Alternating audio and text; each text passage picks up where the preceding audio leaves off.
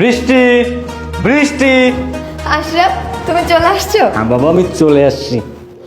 আচ্ছা, আমি যা জানতে বলেছিলাম সবকিছু এনেছো তো? হ্যাঁ, সব কিছু এনেছি, কারণ তুমি আমার 10টা না 20টা না একটা মাত্র আদরের ভালোবাসার বউ। সো তোমার জন্য যদি না আনি তাহলে আমি কার জন্য আনবো বলো তো?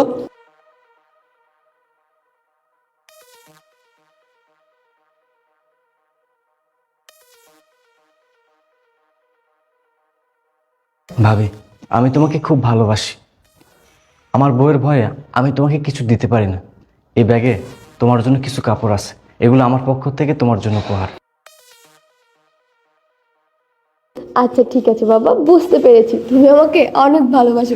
এবার দাও তো আমার গিফটটা দাও। এই নাও, যা যা চেয়েছো সব কিছু এনেছি, এবার চলো। চলো। এই দাঁড়াও তো, তোমার হাতে না আমি তখন 3টা ব্যাগ দেখলাম, তাহলে এখানে 2টা ব্যাগ কেন? আর একটা ব্যাগ কোথায়? বৃষ্টি, তোমার কোথাও ভুল হচ্ছে, আমার হাতে মোট 2টা ব্যাগ ছিল, আমি 2টাই তোমাকে দিছি। চলো তো বাবা, চলো। এই দাঁড়াও, দেখো আমার ভালোভাবে মনে আছে যে তোমার হাতে আমি 3টা ব্যাগ দেখেছিলাম তুমি যখন গেট থেকে ঢুকেছিলে। হ্যাঁ, আর একটা কমলা কালারের ব্যাগ ছিল তোমার হাতে। হ্যাঁ, মনে পড়েছে আমার। ওই ব্যাগটা কোথায় দেখি, কোথায় রেখেছি? এই তুমি কি করতেছো? আমি তো বুঝতেছি না বৃষ্টি, এমন করতেছো। আমি বুঝিয়ে বলছি কি করছি। আর একটা ব্যাগ কোথায় তুমি জানো না? না, আসো আমার সঙ্গে, আমি দেখো। এই! এসো এসো বলছি। বৃষ্টি, কি করতেছো তুমি? কি? বৃষ্টি, বাবা, বাড়াবাড়ি হয়ে যাচ্ছে। ভাবির জন্য এত সুন্দর শাড়ি, এত দামি শাড়ি, দেখি। আর কি লুকাচ্ছ? দেখি দেখি বলছি। এটা কি? ভাবি, আমি তোমাকে খুব ভালোবাসি। বাবা, ভাবিকে আবার লাভ লেটারও দেওয়া হয়েছে। তাই তো বলি, আমাদের বাসার কাজের লোক আফতাব চাচা কেন আমাকে ওই দিন এই কথাগুলো বলল? তার মানে আফতাব চাচা সেদিন যা বলেছিল সব সত্যিই বলেছিল। এই, আফতাব চাচা তোমাকে কি বলেছে? শুনবে? তাহলে শোনো। মা, ও চাচা, আপনি এসেছেন? ও, আপনি টাকা চেয়েছিলেন না? দাঁড়ান এক মিনিট।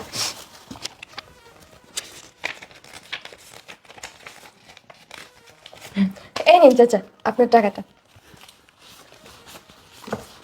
আচ্ছা মা, একটা কথা ছিল মা, কথাটা যে কিভাবে বলি। আচ্ছা চাচা, কি এমন হয়েছে বলুন না আমাকে, কোনো ভয় নাই। ম্যাডাম, হয়েছে কি, ছাড় তার ভাবির সঙ্গে অবৈধ সম্পর্ক আছে। মানে চাচা, আপনি এসব কি বলছেন? আপনার কি মাথা ঠিক আছে? আপনি জানেন আপনি কি বলছেন? আপনি আমার সামনে দাঁড়িয়ে কিনা আমারই হাজবেন্ডের নামে উল্টা পাল্টা যা মুখে আসে তাই বলে যাচ্ছেন, তাই না? চাচা দেখুন, আপনি মুরব্বী মানুষ, আপনাকে আমি যথেষ্ট সম্মান করি, তাই বলে এই না যে আপনি যখন যেটা ইচ্ছা তখন সেটা বলবেন। শুনুন, নেক্সট টাইম যদি আর একটা উল্টা পাল্টা কথা বলেছেন না, আপনাকে কিন্তু আমি বাসা থেকে বের করে দিতে বাধ্য হব। না ম্যাডাম, আমাকে বাসা থেকে বাইর করে দেন না, আমি যা বলতেছি সত্যই বলতেছি। জানেন ম্যাডাম, স্যার এটা ওটা কিনে নিয়ে তার ভাবিকে দেয়, এমনকি আমার হাত দিয়েও কিনে নিয়ে আসে। চাচা, আপনি সব কি বলছেন? আর আপনি এই কথাগুলো আমাকে আগে কেন বলেননি? হ্যাঁ ম্যাডাম, আমি বলতাম, কিন্তু ছাড়ের ভয়ে আপনাকে কিছু বলতে পারিনি। আর এখন ছাড় আর তার ভাবি সম্পর্কটা দিন দিন গভীরতা হয়ে যাচ্ছে, তাই নিজেকে আমি কন্ট্রোল করতে পারলাম না, তাই সত্য কথাটা আপনাকে জানাই দিলাম ম্যাডাম। আচ্ছা চাচা, বুঝতে পেরেছি আমি। মা শোনো, আর একটি কথা, চোখ কান খুলে রাখো, তোমার সামনে সব কিছু ক্লিয়ার দেখতে পাবে। আচ্ছা চাচা, ঠিক আছে, আপনাকে আর কিছু বলতে হবে না, আপনি এখন আসুন, আমি দেখছি। আচ্ছা মা, ঠিক আছে, আমি গেলাম। কি ব্যাপার, চাচা হঠাৎ করে এগুলো কি বললো? আর উনি তো এমন খারাপ মানুষও না, আমি যতদূর জানি যে উনি আমাকে মিথ্যা কথা বলবে। তাহলে কি সত্যি এরকম কিছু? না না, বিষয়টা আমাকে দেখতে হবে। শুনলে তো? এই, কাজের লোক তোমাকে উল্টা পাল্টা বুঝাইছে, তুমি বুঝতেছো না কেন? এই চুপ করো। কাজের লোক আমাকে উল্টাপাল্টা বুঝিয়েছে না তুমি বুঝাচ্ছ, সেটা আমি খুব ভালো করেই বুঝতে পারছি। তাই তো বলি, ভাবির প্রতি কেন এত দরদ তোমার? সব সময় তুমি ভাবি ভাবি করো, অফিসে যাওয়ার সময় অফিস থেকে এসে আমাকে না খুঁজে তুমি ভাবিকে খোঁজো। আজকে বুঝতে পারলাম এর কারণটা কি। আর এই তোকে বলছি, তুই কিভাবে পারলি ভাবি হয়ে নিজের দেওরের সঙ্গে এরকম একটা খারাপ সম্পর্ক রাখতে?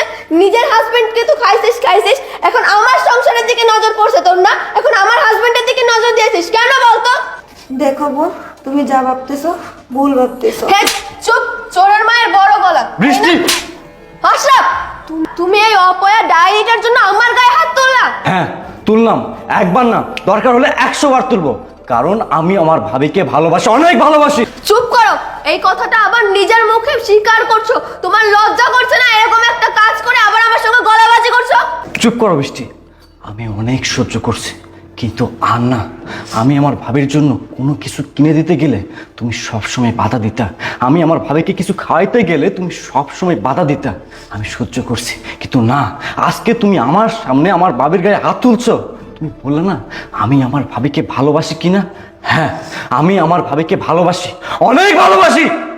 কারণ এটা শুধু আমার ভাবি না, এটা আমার মা, আমার মা।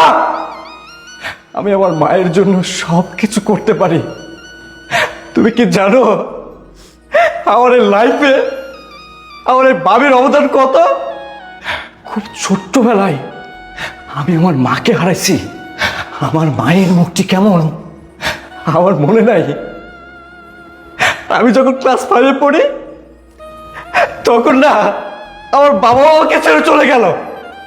আমার ভাই আমাকে কোলে পিঠে করে মানুষ করছে, বাবার শাসন দিছে, বাবার ভালোবাসা দিছে, কিন্তু মায়ের স্নেহ, মায়া, মমতা এগুলা জানো বৃষ্টি, যেদিন আমার ভাবি আমাদের বাসায় প্রথম এসেছিল সেদিন আমার মনে হয়েছে এবার মনে হয় আমার মা আসছে। এখন মনে হয় আমার মায়ের স্নেহ, মায়া, মমতা, ভালোবাসা এগুলোর অভাব পূরণ হবে, এবং হয়েছেও তাই। আমার ভাবি নিজের সন্তানের মতো আমাকে স্নেহ দিয়েছে, ভালোবাসা দিয়েছে, মায়া দিয়েছে। আমার ভাবি আমাকে এতটা ভালোবাসা দিয়েছেন আমি ভুলেই গিয়েছিলাম এটা আমার ভাবি। আমি মা মনে করেছি। সেই মানুষটার উপর তুমি দিনের পর দিন অন্যায় অবিচার করে গেছো, তাকে দিয়ে বাসা বাড়ির প্রত্যেকটা কাজ করেছো। এসব করার আগে তুমি একটা বারের জন্য চিন্তা করোনি তুমি যা করতেছো অন্যায় করতেছো। আমি বারবার তোমাকে বাধা দেওয়ার চেষ্টা করছি, কিন্তু তুমি আমার বাধা অতিক্রম করে এগুলো করে গেছো। কি জানো কত কিছু করছে আমার ভাই, আমার ভাবি? আমার ভাই ভাবি নিজে না খেয়ে, নিজে না পড়ে আমাকে খাওয়াইছে, আমাকে পড়াইছে। আজকে আমাদের সংসারটা অনেক ভালো, কোনো কিছুর অভাব নাই।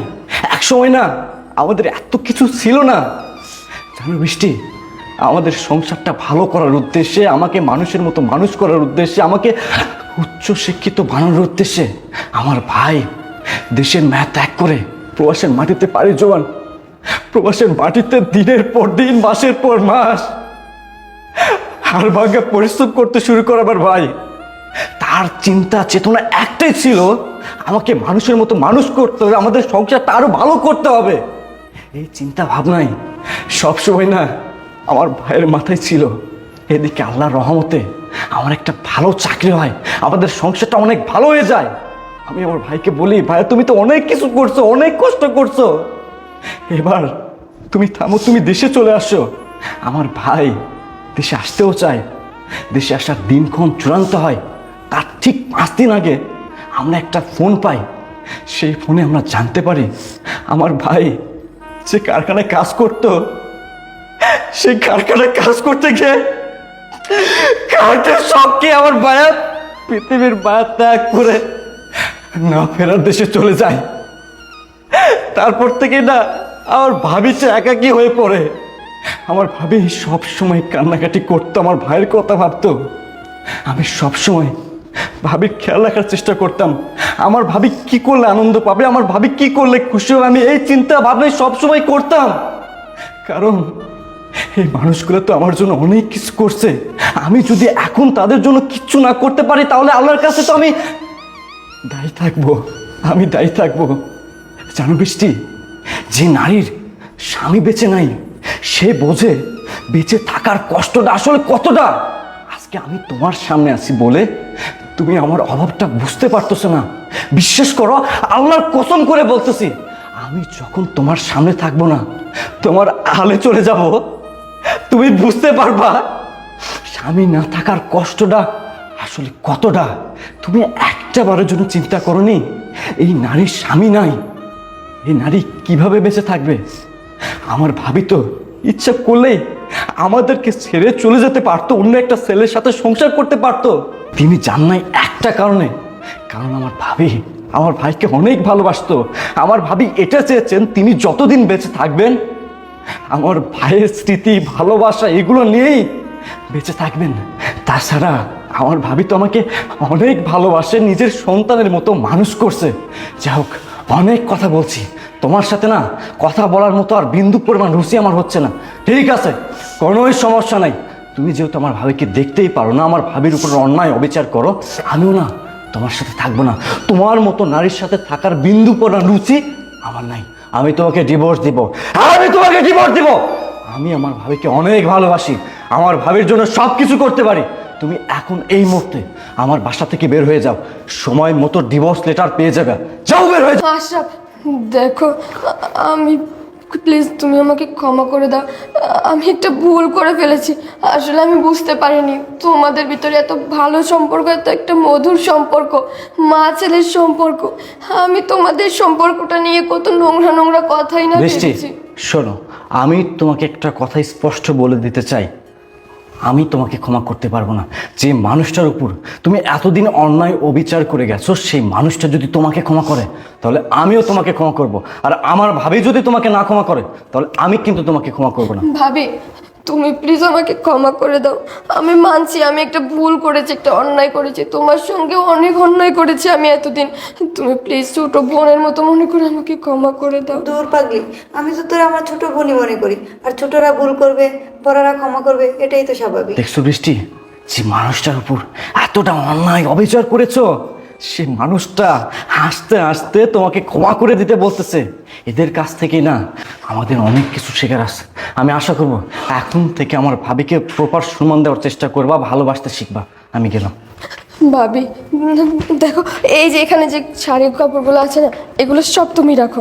আরে তোরগুলো তুই নে। না না, এগুলো তুমি রাখো না, চলো আমার সঙ্গে।